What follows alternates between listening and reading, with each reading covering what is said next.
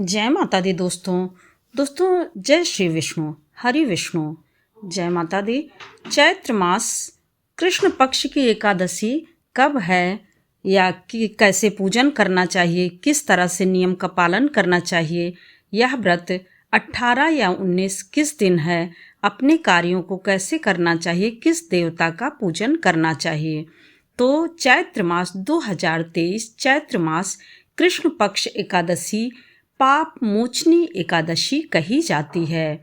जैसा कि हमेशा की तरह से हर माह में 2 पक्ष होते हैं, कृष्ण पक्ष शुक्ल पक्ष, यानी दोनों में एक एक एकादशी होती है। इसे 11 भी कहा जाता है, 11वें दिन रहती है एकादशी, इस वजह से इसे 11 भी कहा जाता है। वर्ष में 24 होती हैं। जिस बार पुरुषोत्तम मास लगा रहता है या फिर अधिक मास कहते हैं, अधिक मास लगा रहता है, उस बार 26 एकादशी होती है। सभी एकादशियों का अपना अपना महत्व है। इस एकादशी को भगवान श्री कृष्ण ने स्वयं अर्जुन से भी कहा है कि जो साधक इस एकादशी को करता है वह सभी पापों से मुक्त हो जाता है। यह एकादशी सभी पापों से अपने भक्तों को मुक्त करती है, इसीलिए इसे पाप मोचनी एकादशी कहा गया है। इस प्रकार से हम पूरे श्रद्धा और विश्वास के साथ यदि यह व्रत रहते हैं तो हमें उसका पुण्य पूरी तरह से प्राप्त होता है। इसमें 3 दिन का पालन एकादशी में हमेशा 10वीं से लेकर के द्वादशी तक, यानी 10वीं एकादशी और द्वादशी 3 दिन का पालन करना होता है।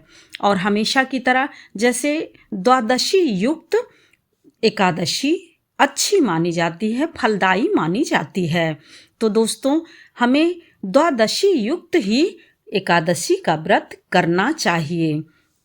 इस प्रकार से इस व्रत में विष्णु भगवान के चतुर्भुज स्वरूप की पूजा अर्चना की जाती है। ऐसा विष्णु पुराण में लिखा गया है कि उनके चतुर्भुज स्वरूप की यदि हम श्रद्धा और विश्वास के साथ पूजन करते हैं, अर्चन करते हैं, और हमेशा की तरह जैसे पंचोपचार विधि से करिए या षोडशोपचार विधि से करिए, मंत्रों का जाप करिए, धूप दीप करिए, भोग लगाइए, आरती करिए, और सुबह जो है सबसे पहले जैसे नित्य स्नान ध्यान स्वच्छ वस्त्र पहन के करते हैं, उसी प्रकार से व्रत का संकल्प लीजिए।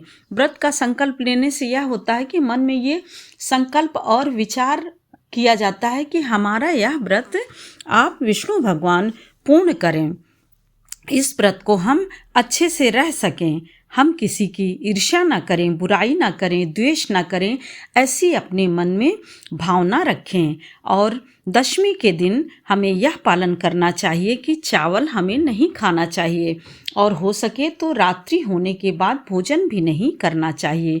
यदि आप मान लीजिए कोई अस्वस्थ हैं या फिर हैं तो कर सकते हैं, उसमें आप जौ चना इन सब चीज़ों का घी गुड़ आदि का सेवन कर सकते हैं। इस प्रकार से 10वीं से लेकर के द्वादशी तक आपका शुद्ध सात्विक रूप से पालन होना चाहिए।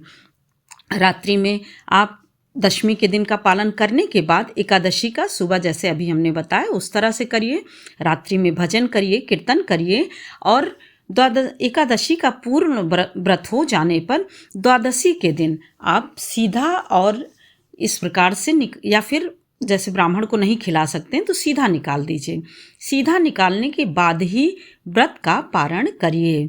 तो इस बार चैत्र मास एकादशी तिथि का प्रारंभ समय 17 मार्च 2023 दिन शुक्रवार को दोपहर 2:30 से शुरू हो रही है।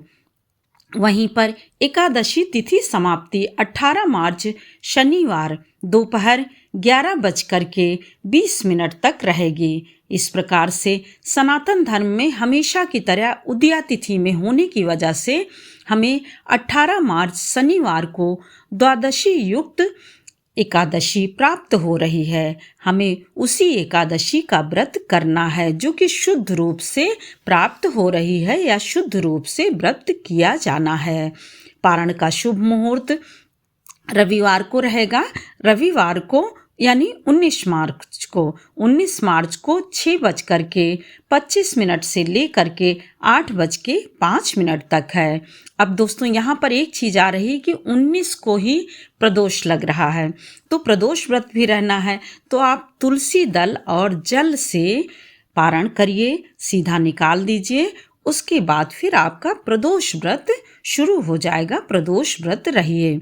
बस एक चीज़ का ध्यान रखना चाहिए कि राहु काल के समय ऐसा कुछ दान उद्यान या कुछ पूजन अर्चन ना करें, और हरिवासर समाप्त होने के बाद ही यानी 1/4 के बाद ही आप लगता है, तो इस चीज़ का हमें शुभ पारण का शुभ मुहूर्त हमें विशेष रूप से ध्यान रखना चाहिए।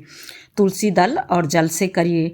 और इस बार कहा गया है कि गाय के घी से भी किया जा सकता है पारण, तो वह आप प्रदोष भी हैं तब भी गाय का घी सेवन कर सकते हैं। तो आप दोनों से, चाहे जिस चीज़ से जो उपलब्ध हो उससे आप पारण कर लीजिए। और राहु काल का विशेष ध्यान दीजिए। राहु काल जहाँ पर इस दिन 9:10 से लेकर के 10:30 तक लग रहा है, उस बीच में ऐसा आप कुछ ना करिए।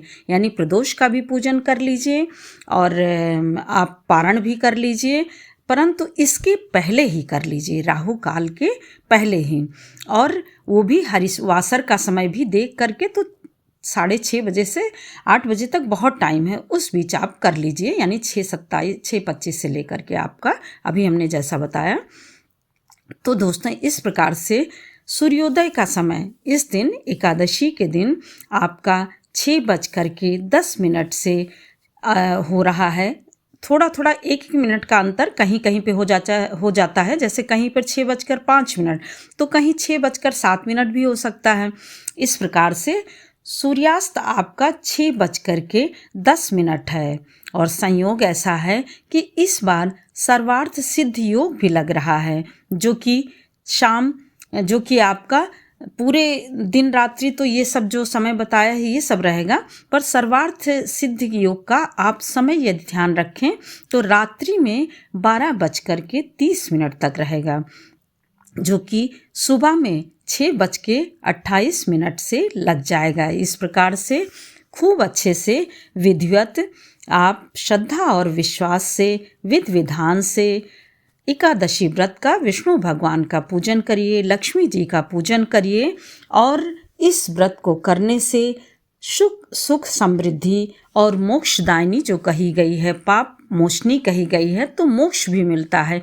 यानी पाप कटते हैं, अरिष्ट कटते हैं, तभी तो हमें मोक्ष मिलता है। तो पाप मोचनी एकादशी का लाभ अवश्य उठाएं, वह चाहे व्रत रहें या फिर ना व्रत रहें। व्रत ना भी रहें तो भी पूजा पाठ करके आप इन सब के द्वारा पालन करके इसका पुण्य प्राप्त कर सकते हैं। जय माता दी दोस्तों, फिर मिलते हैं एक और नई जानकारी के साथ। तब तक के लिए लाइक करिए, सब्सक्राइब करिए और बेल बटन ज़रूर प्रेस करिए, जिससे कि नोटिफिकेशन सबसे पहले आपके पास पहुँचे।